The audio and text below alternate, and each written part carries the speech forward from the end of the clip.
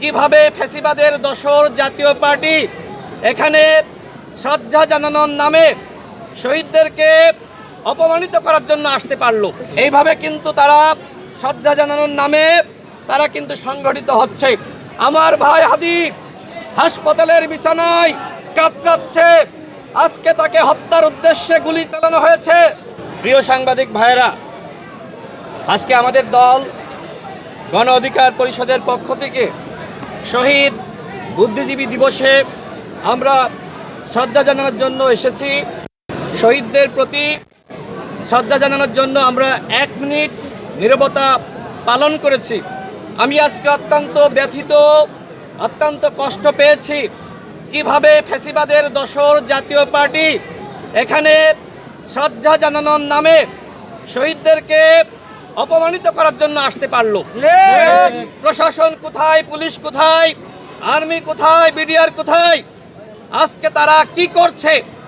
এইভাবে যদি শহীদদেরকে অপমানিত করার জন্য ফ্যাসিবাদের দোসররা এই বুদ্ধিজীবী কবরস্থানে এবং এই বেদিতে আসতে পারে, সেটি জাতির জন্য অত্যন্ত দুঃখজনক। বসুন্ধরা টিস্যু, অশুদ্ধতার বিরুদ্ধে এক বিন্দুও ছাড় নয়।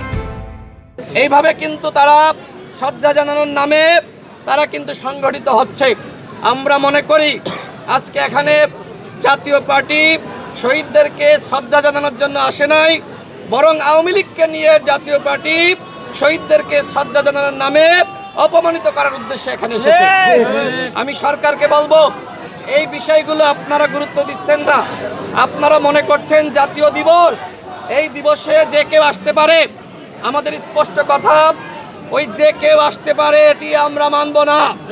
আমার ভাই হাদি হাসপাতালের বিছানায় কাতরাচ্ছে, আজকে তাকে হত্যার উদ্দেশ্যে গুলি চালানো হয়েছে।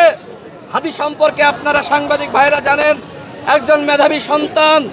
যেমনিভাবে স্বাধীনতা অর্জনের আগে 14ই ডিসেম্বর এদেশকে মেধাশূন্য করার জন্য পাকিস্তানের এবং ভারতীয় দোসররা সম্মিলিতভাবে চক্রান্ত করেছিল।